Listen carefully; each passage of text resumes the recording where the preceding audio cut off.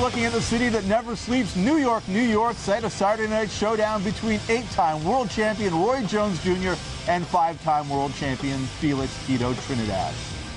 Hi, everybody. I'm Jason Abelson, joined by our own Big John McCarthy. How you doing, John? I'm doing good. How about you, Jason? I can't wait. Saturday night is an insane night for fights. Fights all over the world. Starting here, MSG, New York, Felix Tito Trinidad, Roy Jones Jr. But over in Newcastle, England, we have UFC 80. And at Rama, Ontario, 2 hours north of Toronto, IBF junior featherweight champion of the world, Steve the Canadian Kid Mulder, defends his title for the third time when he takes on Ricardo Castillo. Let's take a look at what all the fuss is about. Taking a look at the main event, Roy Jones Jr. taking on Felix Tito Trinidad. It's a battle of two pound-for-pound legends, probably a little past their time. Felix Tito Trinidad, 42-2 with 35 KOs, a former three-division world champion, welterweight, junior middleweight, and middleweight champion, while Roy Jones Jr., 49-4, 38 KOs, a four-division world champion, middleweight, super middleweight, undisputed light heavyweight, and, of course, WBA heavyweight champion. Ladies and gentlemen, please welcome the former middleweight world champion, the former super middleweight world champion, the current undisputed light heavyweight champion of the world. Here is one of boxing's pound-for-pound superstars, introducing Roy Jones Jr. But he's letting the hand to him.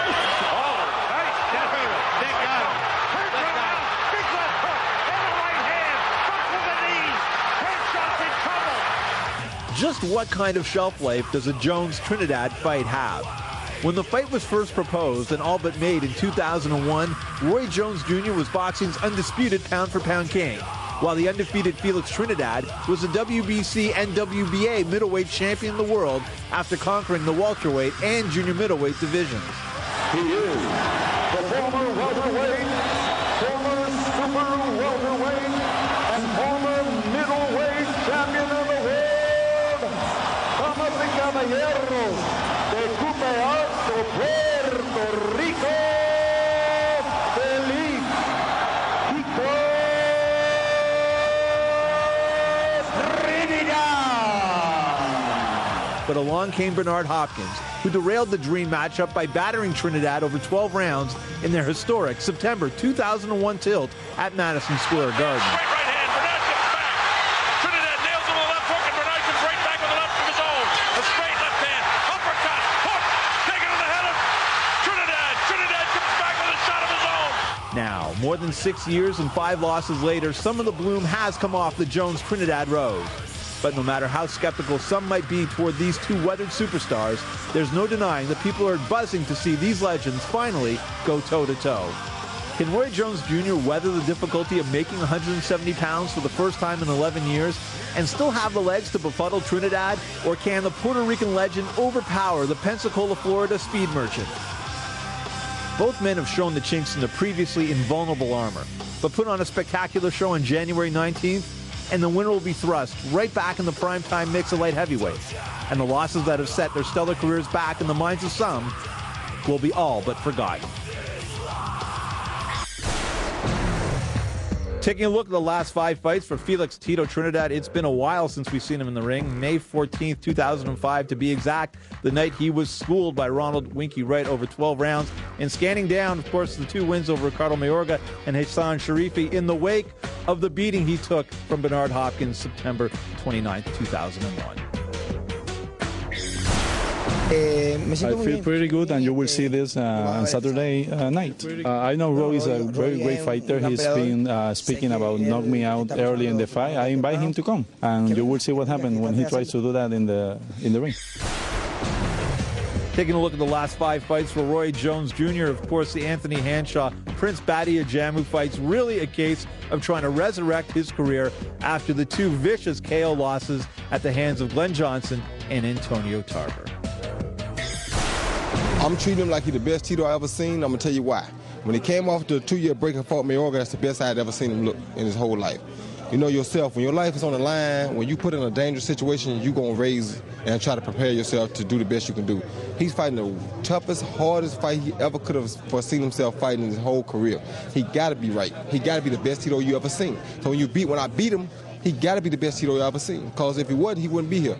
And he challenged me. He asked for this. So what it was at 35, I've been there. At 35, you need somebody to get you up. Something that's going to challenge you. So what you do is find somebody that look like normally you can't beat. Now you got something to prove. So he's the one who out there got something to prove, not me. So he's coming all out. So for me, I got to shut that down. That's why I say I got to get him in folk. I want him over it. I ain't want him out there trying to make history on me. I'm trying to prove his point on me. I need to get him out of there. I'm going to say it like this. Guess who's back? That's all I can say. Guess who's back? John, there are many in the boxing community who said that Jones-Trinidad should have happened around 6.5 years ago.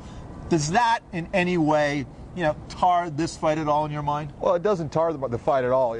This fight is an interesting fight no matter if it took place 6.5 years ago or if it's taking place today. These are two great fighters, two fighters that have been, between them, 13 world championships. You're talking about the best of the best as far as this sport is seen. And to see them together, even at an advanced age, it's still a good fight. It kind of answers the boxing dorks questions out there. Who would have won? It's always a question that boxing fans would have asked, who would have won? Well, now we get to see who will win, although it is 6.5 years past their primes. Interestingly enough, I think that delay has made this fight a more competitive fight because let's face it, 6.5 years ago, Roy Jones Jr. was capable of absolutely wiping the mat with Felix Tito Trinidad, using his movement, using his hand speed. 2008, I'm not sure those legs are there that Roy Jones had in 2002. Well, we're going to see, 6.5 years ago, if Felix Trinidad had gotten through and beaten Bernard Hopkins, this would have been the fight. Roy Jones Jr. against Felix Tito Trinidad. It was the one where you're talking about pound for pound best fighters, not just weight class. We're talking about overall, who is the best fighter in the game, and Roy Jones Jr. was that. Tito wanted that. That's what he wanted. And when he got stopped by Bernard Hopkins, it kind of all fell apart. Tito decided, I'm going to take some time off, retire, come back. But today it is a very interesting fight. Roy Jones Jr. is still one of the supreme athletes of this sport. His quickness, his ability to move, he is that top-tier athlete in the sport. Tito Trinidad, great athlete himself, but a different type of fighter. He's a guy that goes about doing things with power. Roy Jones Jr., he does it with finesse, skill, a lot of movement, a lot of head movement. But the problem with Roy Jones in the last bit of his career so far, that head movement has stopped. The legs have really slowed down, and people have been touching him with punches that they weren't touching with before, and that's what Trinidad is counting on. And we've seen what happens when Roy gets touched lately. He goes down hard. It can be actually scary at times. So obviously Roy knows that even though he hasn't made 170 pounds in almost 11 years, that he's got to he can't stand still in front of Tito. He may think that he can, but he's leveling the playing field. I mean, this is a fight where both guys, at their best, to me, the skill set of Roy Jones would have taken over. Now the playing field is a little more level. The other thing that Hopkins did in their fight in 2001, he kind of mastered the book on how to beat Tito. You keep Tito's feet moving because Tito has to have his feet set to throw punches. Once you get him moving, pop him with jabs, pop him with right hands. Let's see if he can do it this year. This is what I think Tito's keys to victory are.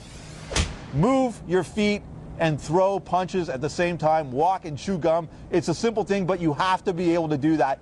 2, Roy's the faster man. The classic way to beat a faster guy, use your jab. Stop your speed with your jab. Once you do that, force Roy to the ropes. You know his legs are going to be weaker on in the fight.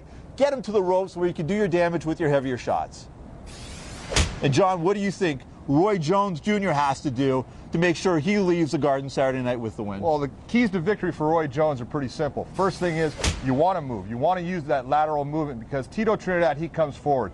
He likes to pressure his opponents. He's going to come forward. Use lateral movement to make him have to change his feet and not set his feet to put power on those punches. The next thing you want to do is stay off of the ropes. You want Trinidad to force my guy to the ropes. I want my guy to stay off the ropes and keep your hands up. Roy has had a real tendency lately. He likes to drop his hands down, that head movement. Start keeping your hands up. It's better for his defense. And the last thing is use that jab. Use your quick left hand that you've got and that counter right that's going to upset Felix Trinidad's positions. It's going to start to hurt him, and you're going to put him out.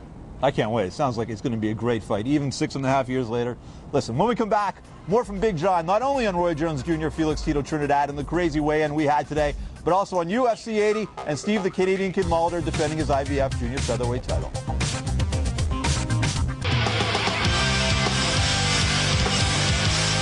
Welcome back to Before the Bell on the Fight Network. Now let's take a look at the tail of the tape for the 170-pound main event.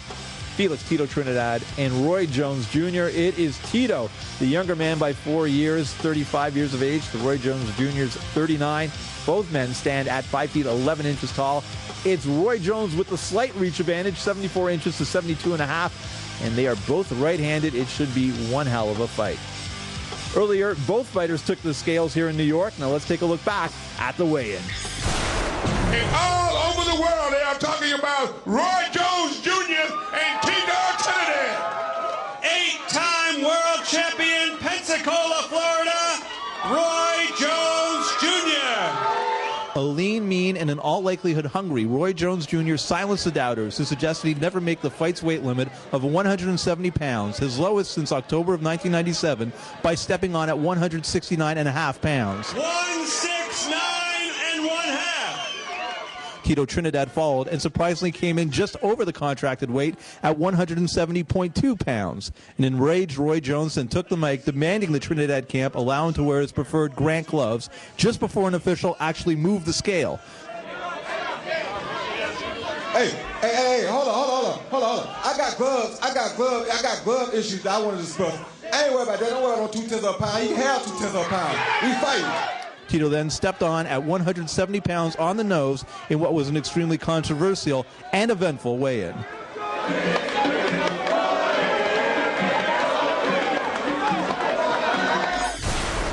John, what looked like it was going to be a normal weigh-in, everybody steps on, everything's fine.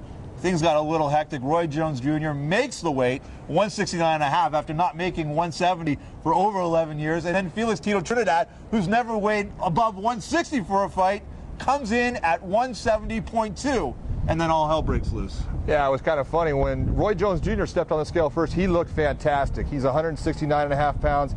He looks in shape. He looks the best I've seen him in quite a while.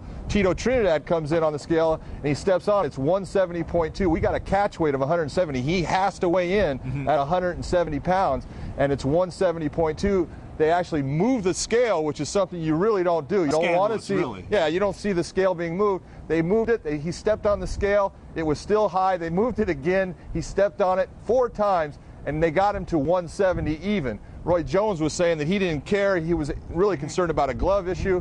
But you looked at their body types. Roy Jones is carrying the weight much better than Felix Trinidad. By moving the scale, it was the funny part in the end was, after they finally got Felix to that weight, Felix's camp wanted Roy to step back on the scale, and that was really ridiculous. He weighed less in the first spot. Why he's going to weigh more now? Tito's going to weigh less when he steps on. Roy's going to weigh more when he steps on. That's it. Absolutely ridiculous. Roy looked, he looked great. He looked like he could use a drink of water. This guy was carrying no body fat, no moisture whatsoever. It looked like he had to kill himself to get to 169. He's still, obviously he's the bigger man going in, but the scale did rear its head so far in this fight. It really, when I looked at him though, he looked really in shape, but he didn't look depleted. He looked good. He was making that weight pretty easily. I think he's at a comfortable weight. I think it's going to really tell in this fight. Well, I can't wait. Anyway, enough about Roy and Tito. Let's take a look at what's coming ahead. Newcastle, England.